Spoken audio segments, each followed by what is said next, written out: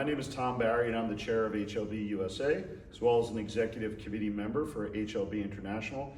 And I'm excited today to be joined by Benedetta Audia. She just got off a great session at our annual Audit, Tax, and Advisory in Prague, and we have the time to sit down and talk about what you can bring to the table in regard to your experience. First of all, you're at the UN.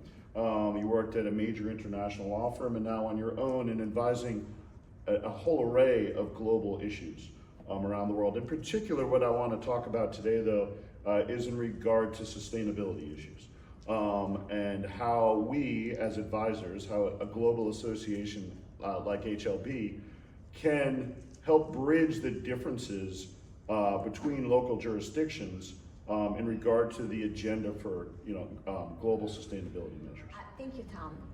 Sustainability is a key issue not only for governments but also for international organizations that are providing funding for major projects around the world. Mm-hmm. And so because of the need to comply with very strict environmental and social sustainability policies, there is a need for implementers and organizations that are looking to undertake any activities using donor funds to Mm-hmm. have in place systems and processes that embed sustainability in them. So when we talk about sustainability, which has a lot of different elements to it, but as I mentioned, I'm the head of HLB USA, and when I look at our European counterparts in HLB and the requirements and rules and the efforts around ESG, as an example in Europe, and in the US, it's not there. In fact, it's almost more of a political issue than an actual business case at the moment. So how does an organization like HLB become an implementer, to use your words, or a catalyst for bringing forward global objectives in regard to sustainability? So the way HLB can make a difference in this world is by becoming an expert in global sustainability policies. And what do I mean by global sustainability policies? Not European policies, not US policies, but policies that are set by intergovernmental organizations like the United Nations, Mm-hmm. the World Bank, and all of these development banks and funds that have to embed sustainability criteria into their selection criteria.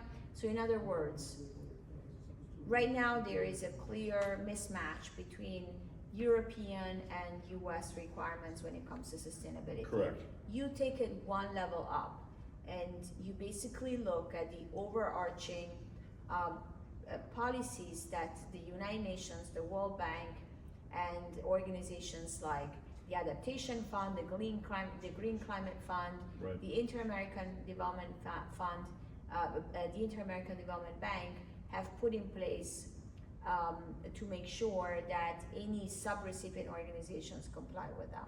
So for us, who maybe are HLB firms who would likely not be dealing with the global organization, but with those organizations receiving the funds, we need to be expert, if you will, in understanding how those funds will impact the organizations that we serve, be an expert with them, help them to be compliant with the expectations of those funding sources. That's correct, but I may also add that HLB members may become recipients of funds from these organizations because as I was discussing during the session earlier this afternoon, there is a room for HLB members to become key suppliers of UN organizations in the area of strategic advice, accounting, auditing. There are several areas where UN, World Bank, and other international organizations require services from companies like HLB members. So not only to be able to serve our clients today, but then to be able to serve global organizations that are driving these initiatives globally. Correct. So as an advisor, we talked about being knowledgeable about the regulations, we are all historically live in a rules-based world where we have tax rules or we have audit and accounting rules that we have to live by. In regard to these rules, there's one thing to understand them, there's another thing to be adept at implementing them and helping our clients implementing them. Do you have any perspective or thoughts on how we can operationalize some of these things as advisors to our clients? Sure. My advice would be to be on the ground and actually see the concrete applications of these rules and the impact that they have. Walk the walk, if you will. Yes, yes. And the UN, for instance, has put in place a number of reporting but also oversight mechanisms and other tracking mechanisms that ensure that any policies that are set are actually being followed. And so seeing the actual impact of sustainability policies on local populations, on stakeholders, can make a difference and can actually show how impactful this work is. This move does become one of the things that I always think about is, so your perspective is from a global funding operation, if you will, primarily your experience through the UN and others. And as we said before, you know, European standards may be different than the US standards, but if that's how we look at it, we're never going to come along and move the ball forward. Right. But there are global corporations, right, that have the opportunity to take the lead on some of these things, whether it's an Amazon or a Google or a Coca-Cola, whoever it is, and their suppliers are then going to have to be forced to become compliant if those companies take that big step and be leaders just like the UN is in this area.